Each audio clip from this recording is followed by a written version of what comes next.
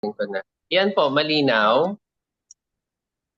Malinaw na malinaw po. Okay, sige. So, good morning po sa lahat. So, welcome po sa ating VNC special topic for this morning. I'm excited to share with you once again ang ating special topic ngayon. It's all about gut microbiome and what is it and how it works. So, before that, so magpapakilala po muna ako sa mga first-timers sa inyo. Welcome po. Next slide. So, ako po si Coach Doc Eric Herrera. Isa po akong internist pulmonology. So we started Herbalife 2014, ganyan po ako kalaki, kabigat, no? I weigh 209 pounds, madaling mapagod, hinihingal. So in short, hindi ko type yung aking pakaramdam sa ganyan kalaki. And as a doctor, alam nyo, maganda naman, no? Maganda naman ng pay. Pero ang downside is hindi nakakakain minsan sa oras. And with that, siyempre, kung magkaroon man ng time makakain, minsan kahit unhealthy na, no? Ang mahalaga lang nabubusog kami, no? Kasi uh, for another hour's work, no? And with that, lumaki ako ng ganyan. Sabi ko, ayoko ng ganitong pakaramdam, baka mamatay ako agad. Buti na lang along the way, meron palang solution. Despite the busy schedule, pwedeng makakain healthy through Herbalife. And sabi ko, sige, try ko. And naging consistent kami, me and my family, taking the shake aloe and tea every morning. At dahil dyan, talagang desidido, no? I lost a total of 20 pounds and 4 inches sa aking beba. And with that, I joined this community. We joined this community full of positive people, energetic people, at marami, at alam niyo ba, at my stage, at my level, marami pa rin akong natututunan at this point. At yung upcoming extravaganza natin, especially sa mga supervisors na hindi pa nakakapag-register, magkita-kita tayo. Don't miss this one. Magkita-kita tayo sa Hong Kong sa coming May. Okay, so enough of me. Next slide. Proceed na tayo sa ating topic. So pag sinabing gut microbiome, ano nga ba ito? So actually, ito po ay isang blueprint, no? Dito nasusulat, no, ang mga microorganisms na present sa ating large intestine, sa ating gut. And alam nyo ba, ito ay may napakahalagang papel regarding sa ating health at sa ating wellness. Dahil kapag nagkaroon ng imbalance between the good bacteria and the bad bacteria, nagkakaroon po ito ng pinsala sa katawan ng tao as a whole. Okay? So napakahalaga na maintain natin ang balanse na ito dahil ito ang magdidikta ng ating health. Okay? Next slide. So bakit nga ba sinasabi na mahalaga na kailangan healthy ang ating gut?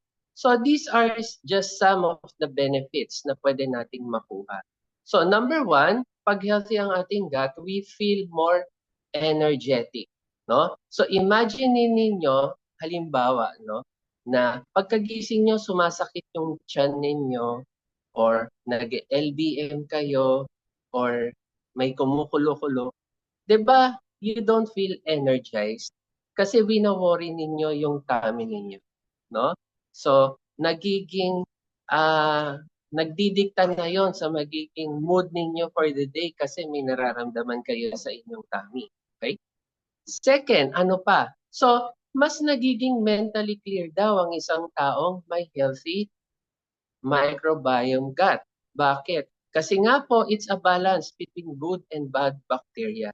And kapag balanse po ang good and bad bacteria, mas nakakapag-isip, mas nakakapag-decide, no? Ang isang taong may healthy tummy. Ano pa? Mas less, no? Ang kanyang pagiging sakitin. And syempre, nag-i-improve ang kanyang overall emotional well-being. So, these are just some of the benefits. Ngayon, next slide. Punta naman tayo. What if hindi balanse ang ating uh, microbiome gut? So, base sa mga pag-aaral, ang isang hindi balance ng microbiome gut ay nagkakaroon po ito ng mga uh, pogi points or ganda points, no? Para isang individual na magkaroon ng mga neurodegenerative diseases, no? Na kung saan ito yung mga pumipinsala sa ating mga utak, particularly po yung Alzheimer's disease. Nakikita rin po dito na meron po siyang say, may bearing po siya sa pagkakaroon o pagde-develop ng mga autoimmune diseases. Nakikita rin po nila na isa ito sa factor na tinitignan para magkaroon ng diabetes at nagiging factor o may say din ito para sa mga taong may anxiety problem or yung mga may depression. So, kung makikita nyo, may connection ang ating gut, no, sa ating system, sa ating brain, no, sa ating immune system. So hindi lang siya nakafocus dun sa ating bituka, but they are interconnected to one another. Kaya mahalaga, healthy ang relationship ng bawat isa. Next slide. So sinasabi nga, no, paulit-ulit, we are what we eat. Actually, tama po ito. Kasi makikita ninyo sa susunod na slide, so kung if we will choose the healthy food versus the junk food or the junk food versus the healthy food, ano nga ba ang magiging benefit nito sa atin? So, ipaliwanag natin. Next slide. So, dalawang bagay po ang magiging epekto kapag tayo ay hindi kumain ng wasto or tama.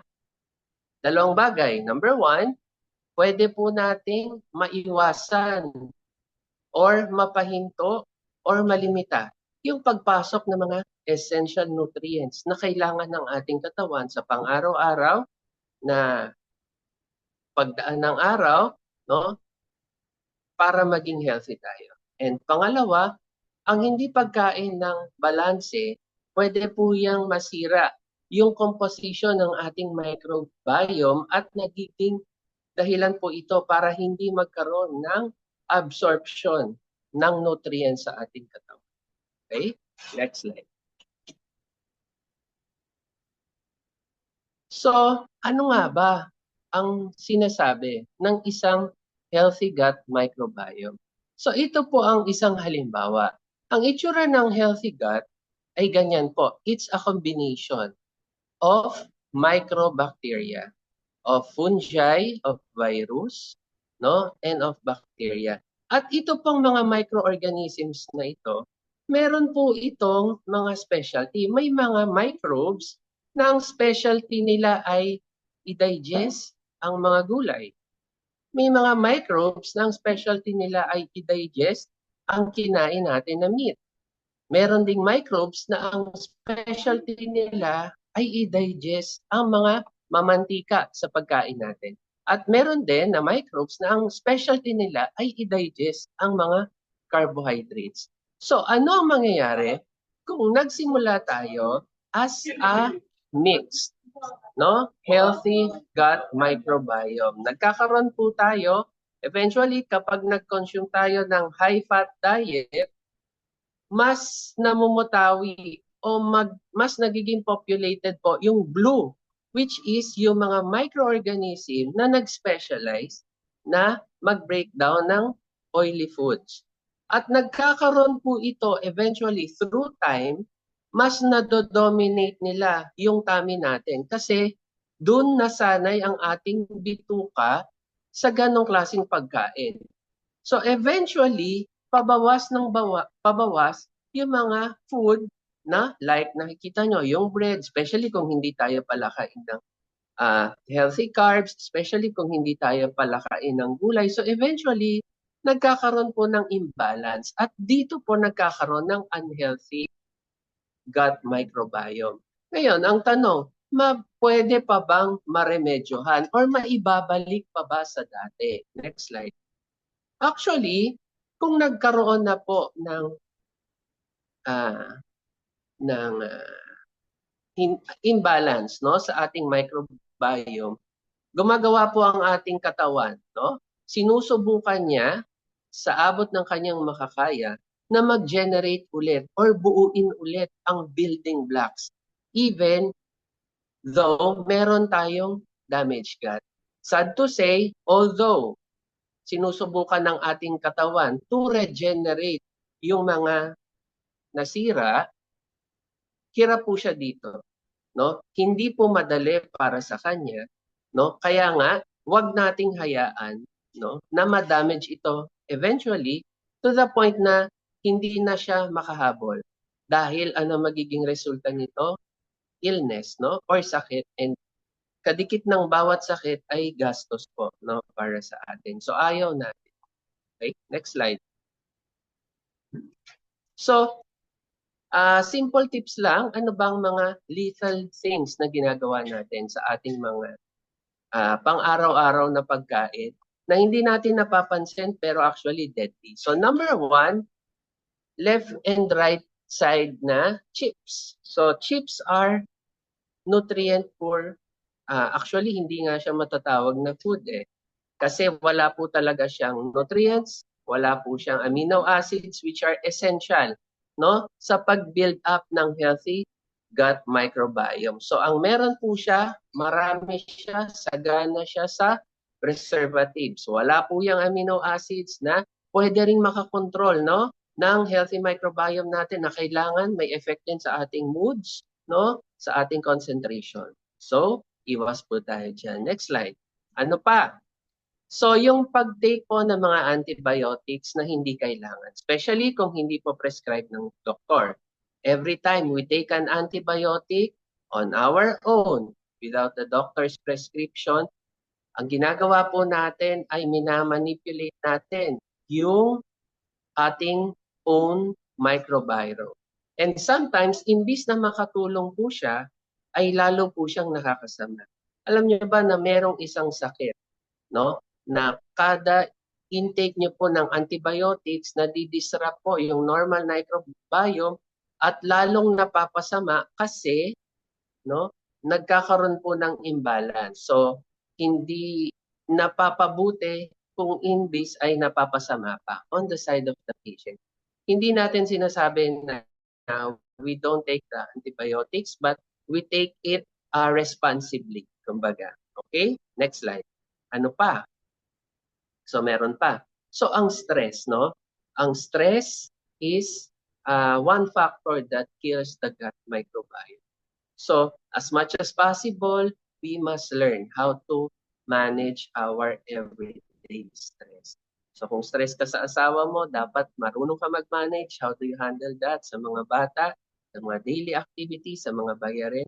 Of course, nandyan lang siya parate. It's just how do we manage that stressors, no? Okay, next slide. So, kung nandyan pala, no, yung mga pang-araw-araw, nandyan din sa paligid ang way paano natin mai-improve o mapapaigi pa ang ating healthy microbiome. So, number one is engage ourselves with exercise. So, magsimula tayo sa maiksi, no, na exercise na kaya natin, and slowly we progress. No, bakit exercise? Nakaka-release po ito ng mga happy hormones, no, nababawasan natin ang stress natin kahit papano. And if we do it on a regular basis, so masasanay ang ating katawan, mas nagiging consistent ang release ng hormones, mas mababawasan, no, yung ating pagiging moody. Next is, kasabay nito, sabayan natin ng healthy diet, syempre. So if we are fond of eating mga oily foods na yan na tinatawag, high in preservatives, high in sweets, we have to change that kind of diet if we want to improve our own wellness. And syempre, alam natin, though we take yung mga foods na healthy, the nutrients, the amino acids, the essential amino acids, and the vitamins that are present in that food is not enough. So we have to take additional, no, from outside sources through the use of our supplements, no? And syempre, hindi tayo kukuha ng mga basta-bastang supplements kung hindi doon lang naman sa ating mga trusted sources. Okay? Next slide. And kagaya niyan, so kung pag-iisipan, ano ba ang mga supplements, no, na trusted, nandiyan. Siyempre, nandito na, nakikinig na kayo sa ating PNC. Nandiyan ang Herbalife. And dahil trusted, we have been recognized as a super brand in the Philippines. No? Napakaraming line of products po na pwede nating pagpilian, depende kung ano ang gusto nating target. So, ask your coaches about ano nga ba ang tamang supplement para sa atin. Next slide. At dahil dyan, saan ka pa ba? So, ilang taon na tayo, number 1 in the world when it comes to meal replacement and protein supplements combined. Number 1 in the world when it comes to weight management and well-being. And number 1 in the world when it comes to active and lifestyle nutrition. So with that, I hope marami kayong natutunan. Thank you for listening. See you again next time. Back to you, Coach Chow.